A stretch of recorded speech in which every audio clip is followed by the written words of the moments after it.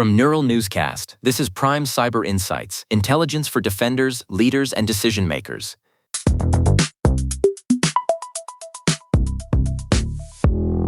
Today on Prime Cyber Insights, we're examining the resolution of a massive extortion campaign and a significant spike in exposed critical infrastructure.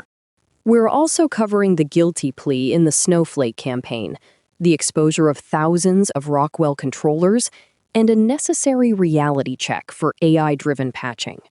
We begin in federal court. Connor Riley Moucka, a 26-year-old from Ontario known as Judische, pleaded guilty yesterday to computer fraud and conspiracy. He admitted to extorting more than 165 customers between February and October 2024, including the massive theft of call and text history from 100 million AT&T customers.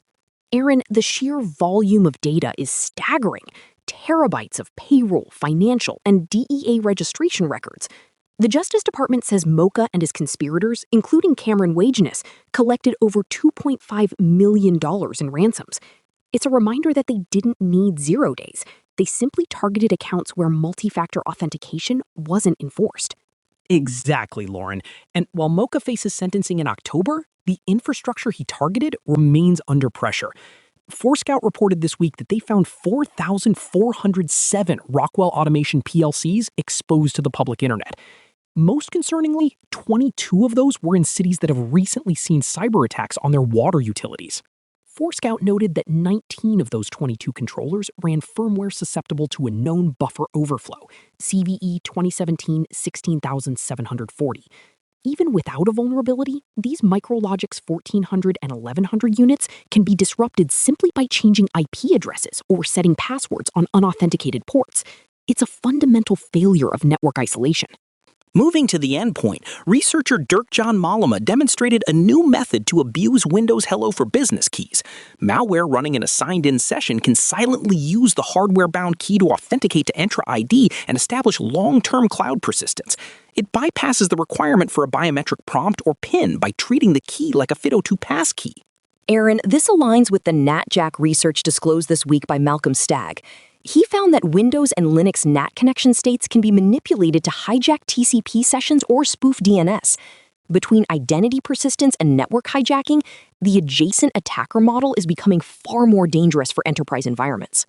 And for those hoping AI would automate the fix for these issues, 1Password's Off by One Labs released a study titled Flawed. They found that frontier AI models like Claude and ChatGPT only produce a clean security patch 26% of the time. In nearly half the cases, the AI failed to fix even one existing exploit path. The takeaway is that cognitive surrender to autonomous patching is currently a net negative.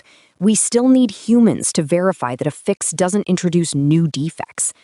That's our briefing for today. We'll be tracking the sentencing for the Snowflake actors as the fall approaches. Thank you for joining us in the briefing room.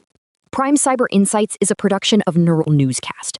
For full technical analysis, visit pci.neuralnewscast.com. This program is for informational purposes only and does not constitute professional security advice. Neural Newscast is AI-assisted, human-reviewed. View our AI transparency policy at neuralnewscast.com. This has been Prime Cyber Insights on Neural Newscast, intelligence for defenders, leaders, and decision makers.